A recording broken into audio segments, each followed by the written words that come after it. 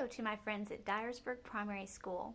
My name is Vanessa Kane. I'm the Children's Director here at MacIver's Grant Public Library in downtown Dyersburg. And we are going to read the book, A House for Hermit Crab. This is a ready-to-read book. So I'm really tickled that we're going to be able to look at this book because it's a little bit taller and skinnier. It's more like a book that you'll sit down and read than a big picture book like we usually read together. This book was written and illustrated by Eric Carle. He has a wonderful style for his illustrations. He does a lot of painting, and then he cuts up the paintings, and then he makes them into other things, and it's just a lot of fun to look at, and it's a lot of fun to play with. If you want to paint and cut out your pictures, you can be an illustrator just like Eric Carle. This book goes along with your theme, Awesome Animals, Animals Grow and Change.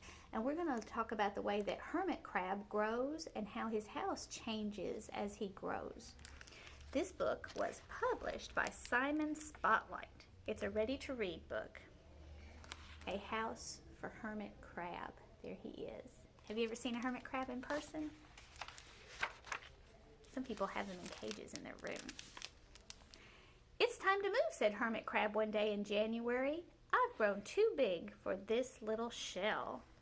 So there you can see Hermit Crab on the bottom of the ocean.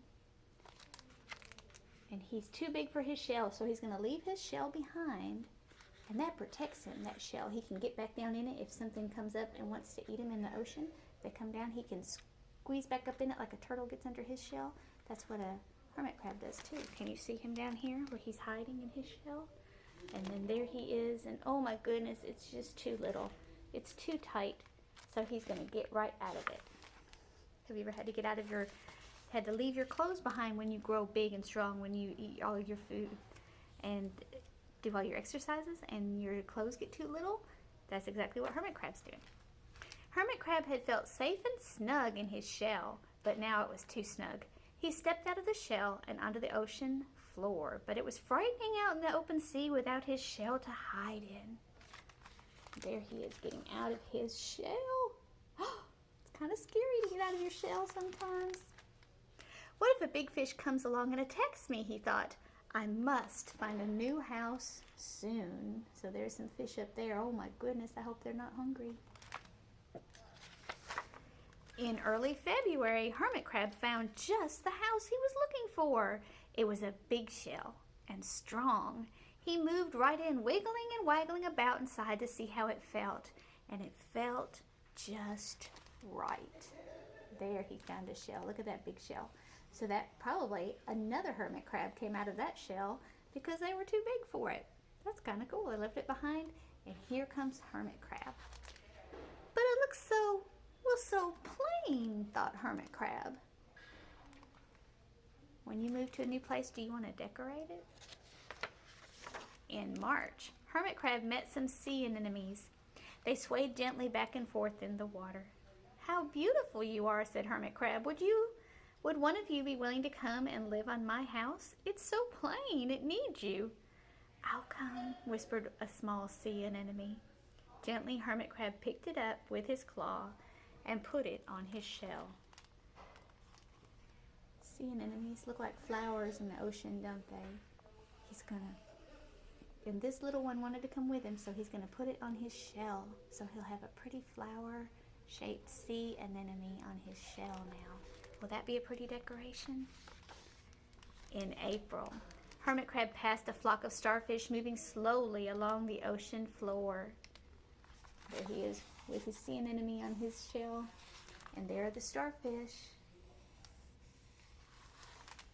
How handsome you are, said Hermit Crab. Would one of you be willing to decorate my house? I would, signaled a little sea star. Hermit Crab picked it up with his claw and put it on his house. And do you see the little starfish right there talking to the hermit crab? I'll come.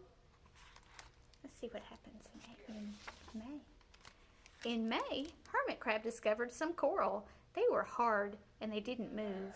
How pretty you are, said Hermit Crab. Would one of you be willing to help make my house more beautiful? I would, creaked a crusty coral. Carefully, Hermit Crab picked it up with his claw and placed it on his shell. These others kind of moved, didn't they? They moved in the water. sea anemone looks like flowers blowing in the wind in the currents of the water. The starfish is an animal, so it moves. It moves around in the ocean, but the coral stays put. And hermit crab's going to transplant it to his shell. It'll stay there and be crusty and hard. And I think it'll help protect his shell too, as well as making it beautiful. In June, hermit crab came upon a group of snails crawling over a rock on the ocean floor. They grazed as they went, picking up algae and bits of debris and leaving a neat path behind them. "How tidy and hard-working you are," said Hermit Crab. "Would one of you be willing to help clean my house?" "I would," offered one of the snails. Happily, Hermit Crab picked it up with his claw and placed it on his shell. And there's Hermit Crab now. Look at his shell. It's starting to grow with some pretty things in it. There's a sea anemone. There's a starfish. There's the coral now stuck to his shell. And there are all those snails just cleaning the ocean floor. Isn't that wonderful? Let's see what they look like on his shell when we turn the page. Oh, look at what that snail looks like on his shell. In July, Hermit Crab came upon several sea urchins. They had sharp, prickly needles. "How fierce you look," he said. "Would one of you be willing to protect my house?" "I would," answered a spiky sea urchin. Gratefully, Hermit Crab picked it up with his claw and placed it near his shell. So there, the sea urchins. They are spiny, aren't they? They're like a little burr down in the ocean, kind of like those little gumballs that we can sometimes step on with our bare feet that hurt our feet. And there is his new shell. Now his sea anemone and a starfish and some coral and a snail, and pretty soon there'll be a sea urchin too. Let's see. In August, Hermit Crab and his friends wandered into a forest of seaweed. There's his friends. There's his sea anemone. There's his starfish. There's his coral. There's his snail. And there's his sea urchin. "It's so dark in here," thought Hermit Crab. "How dim it is," murmured the sea anemone. "How gloomy it is," whispered the starfish. "How murky it is," complained the coral. "I can't see," said the snail. "It's like nighttime," cried the sea urchin. I want to talk about all these words really quickly. Dark, dim, gloomy, and murky. Those are all synonyms, aren't they? They mean the same thing. They're similar words.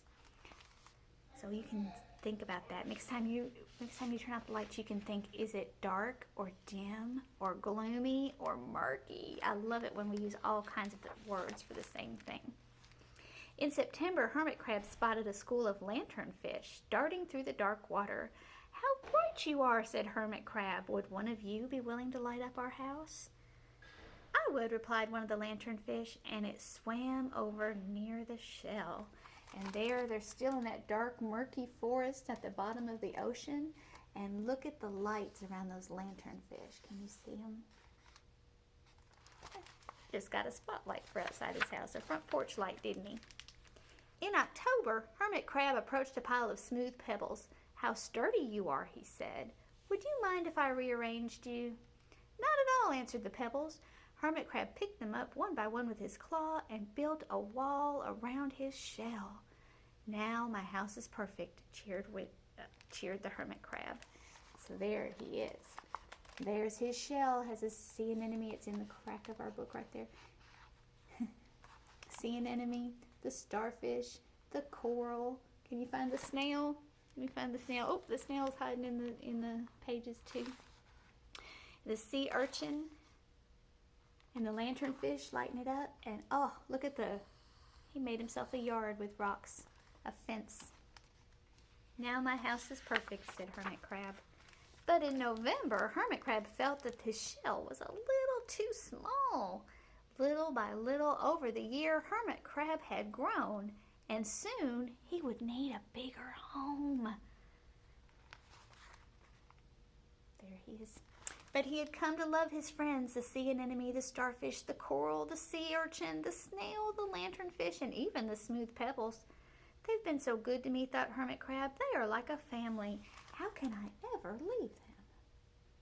He built himself the perfect house, and now he has friends in it with him. What do you think he'll do? In December, a smaller hermit crab passed by. I have outgrown my shell, he said. Would you know of a place for me?